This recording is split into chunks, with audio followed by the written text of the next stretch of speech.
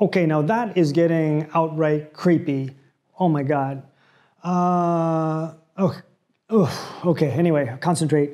Malay world, right. So 1700s, you got all these different sultanates, but there were things about them, like I said, that were very similar. The first is their kind of geographical focus. So the centers or the capitals of these sultanates would invariably be located on a place where a river flowed into the sea. And that was very deliberate because that was a perfect place to establish a trading base where you could trade not only with foreigners or people from the region who were coming and going, but with people from the two areas where these Malay sultanates could get a lot of the goods that they traded, and that was the interior and the sea. So in the inland areas of the Malay world lived peoples who were different from the Malays. Many of them were not Muslims, and they lived in the forest areas, which the Malays were kind of, they're scared of them because forests were filled with dangers or believed to be filled with dangers, spirits called Hantu.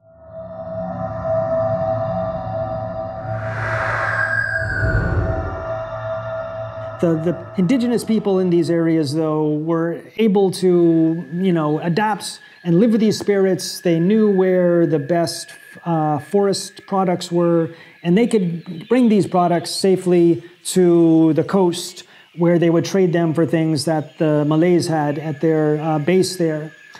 Meanwhile, the same thing prevailed in the seas, in that their seas were filled with forest produce, with sea produce, and they were also filled with spirits, Hantu.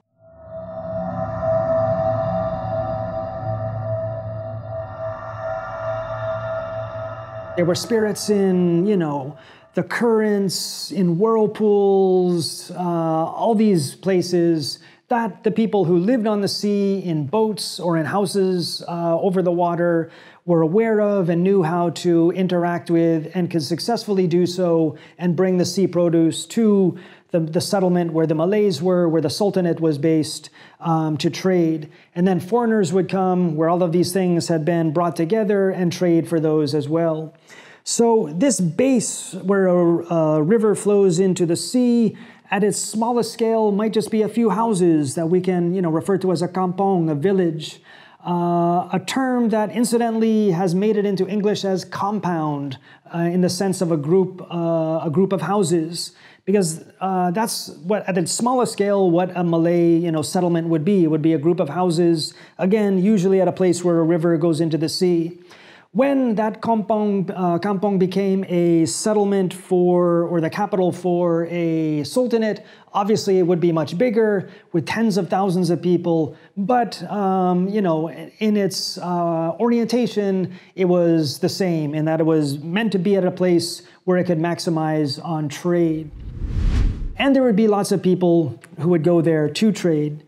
There would also be lots of other people because, as we saw in the lecture on what is Southeast Asia, at this time period in Southeast Asian history, land was abundant, but people were limited. So one of the ways that the powerful were powerful was by controlling people. And those people could be obtained through various means. In the Muslim world, though, Muslims are not allowed to enslave fellow Muslims. And so therefore, if you wanted to go out and capture some people and bring them back and force them to work for you, they had to be non-Muslims. And therefore, in a Malay Sultanate, you might have people who were enslaved, but they would have come from non-Muslim areas, either in the interior or some other islands where people had not converted yet. And then there would have been, that's some kind of system of debt bondage, where some people would have been in some kind of relationship of obligations to another person. So in the settlement on the coast, the capital of the Sultanate, you'd have traders, you'd have lots of people who were there working for the Sultan and the elite and the nobility who were there. Then you'd also have religious figures, definitely a mosque, and probably some scholars from either the Middle East, or maybe someone whose ancestors who had come from the Middle East, or a local person who had really become knowledgeable about Islam. they would definitely be there teaching people, helping them live morally upright lives, trying to keep things together. But it was always difficult because there's something else out there. Hantu. Di sana ada kain yang berlubang. Kain saya gunakan untuk bersembunyi. Ya. Tempat inilah yang menjadi kenangan saya. Saya selalu sembunyikan kelemahan saya.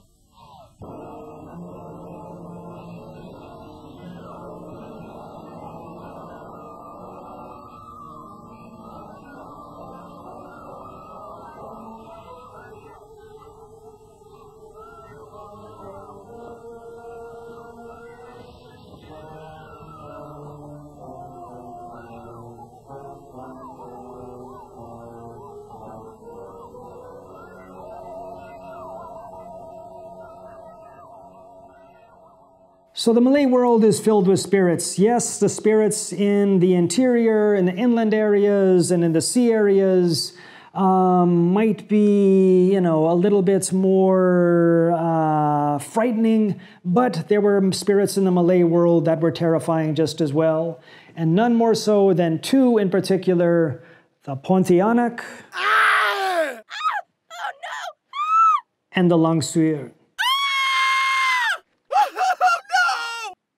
So I don't want to get into a long debate about, what exactly defines a Pontianak and what defines a Sweer, because I've heard different versions of it, and I think people in different areas have different ideas. But the gist of it is, or the version I've heard, is that the Pontianak is a spirit that comes from a baby that died in childbirth, whereas the Sweer comes from the spirit of a woman who has died in childbirth. Either way, they're bad news. And if you see one, get out of town, because they are trouble. But you're not really gonna know that. Well, with the Pontianak, you might not know that, because usually she takes the form of a beautiful woman with long flowing black hair. She'll be walking through the night wearing maybe a white gown.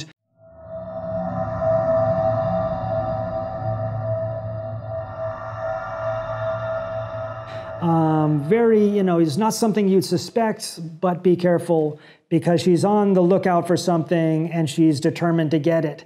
And what it is that the Pontianak wants is anything basically to do with childbirth. So the blood of a newborn, placenta, afterbirth, any of that stuff. That's what she's looking for. And she has a long tongue that she can extend through the roof of a thatched house to lap that up, or she can come up from under the house. The Sweer also does this, but she's a little bit more frightening in that instead of looking precisely like a woman, she has a woman's head that detaches from the body and flies through the sky carrying her internal organs, but then goes for the same prey.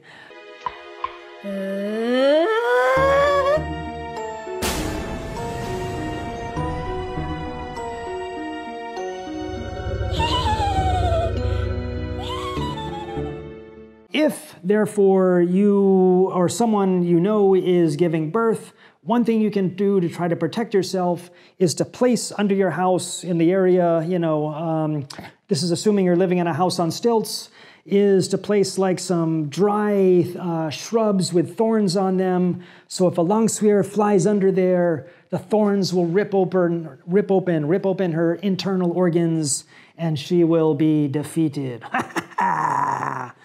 Probably not gonna work. I mean, these are serious, serious ghosts.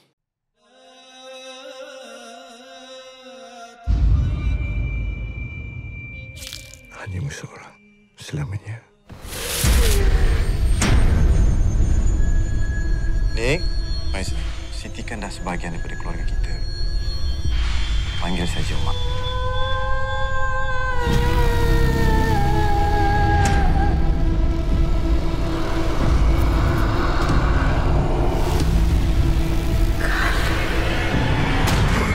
Ini nampak hantu. Ini.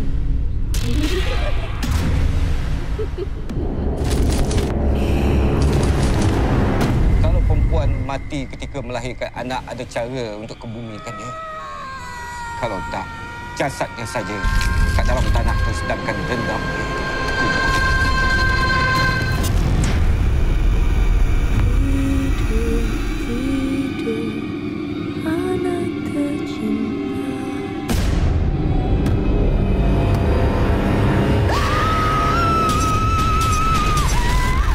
Ya, dah dekat.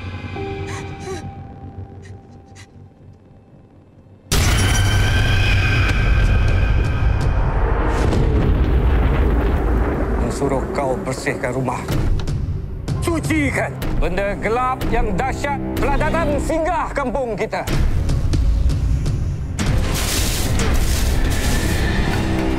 Siti! Kita semua akan mati. Lelapkan tidur.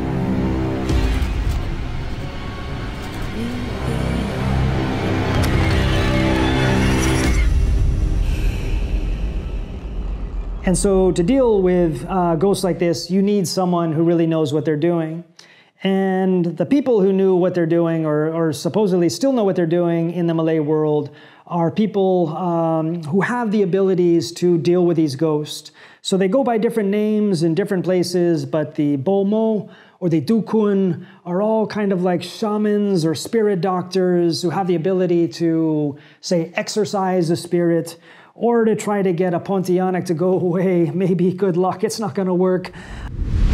So there are lots of Hantu, or ghosts, in the Malay world, but there are ghosts all over Southeast Asia, which is great for the horror movie industry, and we'll get to look at some of these in the talks and the videos ahead. So that will be something to look forward to. I'm just happy that I made it through this without something weird happening, because I tell you, this feels so creepy tonight. I do not know what is going on. The sounds outside and like, I don't know, just freaky. Whew. Okay, see you in the next movie.